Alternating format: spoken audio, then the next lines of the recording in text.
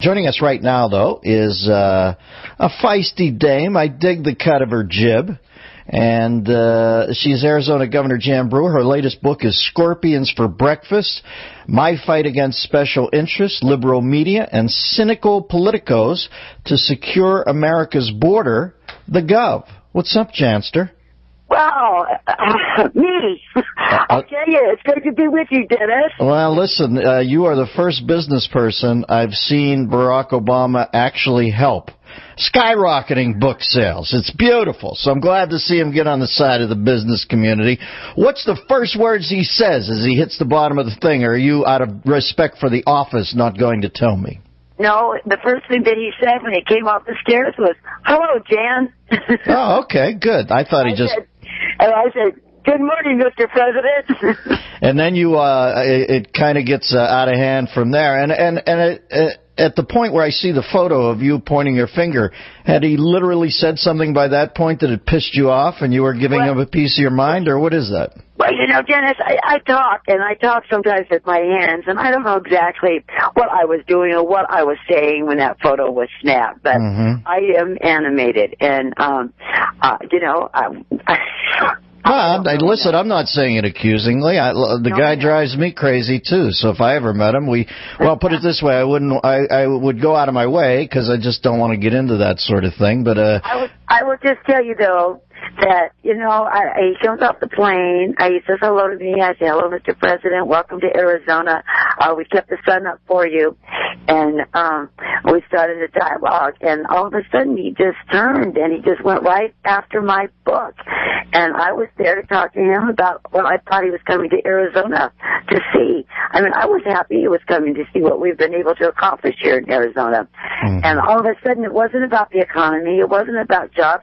It was all about him and the way he was portrayed in my book. And it unnerved me. Yeah, I'll say. I mean, it's the most powerful guy in the world, and you got to rope-a-dope a little because you think, I don't know, it just feels like unfamiliar territory. Listen, you should have told him you'd give him a third off if he wanted to buy a copy of the book to make amends. Say, I'll only charge you 2/3 of the book price. Offer him a bargain. I asked him, I said, during the conversation, I said, "Well, did you read the book?" And he said, "Excerpts." You know, so. Listen. Well, he did more than he did with Senate Bill 1070. Brewer, nice shot, going right back in. Hey, listen, if I ever find myself walking off my own personal 747 and I'm still upset about excerpts from a book that wasn't glowing about me, I've completely missed the point of becoming the most powerful man in the world. We're talking to Jan Brewer. She's the Gov of Arizona. The book is Scorpions for Breakfast, and I think they might be selling out. The letter, by the way, did you... has it been revealed, or I don't know where that stands? Did he release it, or you release it? It was released yesterday. I think there was miscommunications about whether there was a copy or not. I was traveling yesterday and was trying to keep on top of everything, but you know, when you're in the plane and you're giving speeches, you don't always have your hands on everything. And but they released it yesterday. I think it's been printed. I think it's on the web somewhere. Certainly, I think it's on my webpage. You know, it was a personal letter, and I was writing it in haste before I was leaving because I wanted to hand it to him, and I was late, and they kept saying, "You're going to miss the plane landing." I go, "Okay, I can't. I'm in a hurry. So we're running out. I'm running out of the office. But the letter was photocopied, and it was delivered to him in a good sense, if you will. I wanted him to give me the opportunity, of course, to sit down with him and tell him how we brought Arizona back. Yeah, let's talk about the Brewer jobs plan. Brag on yourself a little, because you've done nice things down there. I was just down there performing last week, and the whole thing feels a little more upbeat. But tell me about the jobs creation. Well, the bottom line is, the first thing that I did when I became governor was to put a moratorium on all the rules and regulations so people would know what they were dealing with in Arizona. And then I passed a comprehensive tax reform, and we established a quasi-public private commerce authority that's just kicking butt. Let me tell you, it's moving. And we moved from number 47th in job growth to number 10. We have a balanced budget, and we have a surplus revenue. So we have done things correct in Arizona, and I thought, since America is upside down, Arizona was upside down when I arrived here, and we turned it around. Then we could sit down and you could implement some of the things that we have been able to do here on a national level. But he obviously didn't want to talk about that. But we are proud of what we have done here, and we're going to continue down that path, with or without the federal government. And we will still, we're still staring in the face, by the way, Dennis, the elephant in the room, and that's Obama health care. It's a killer. Out of my $8.3 billion budget, it will cost Arizona $3 billion a year if that is implemented here. That's, more than a third of my budget. We can't afford it. Well, listen, you keep laying down markers like that. Next time he comes, you should meet him at the bottom of the stairs and just say, "Can I see some green card identification before you come down here?" Well, it's been said to me that maybe I won't be invited next time. I don't know. That's what happens, baby. Life in the fast lane. Well, listen, I admire your moxie, and, my book, Dennis. The book Scorpions for Breakfast. Low-cal scorpions, by the way. You kids, you don't want to eat the full-calorie scorpions. They're bad.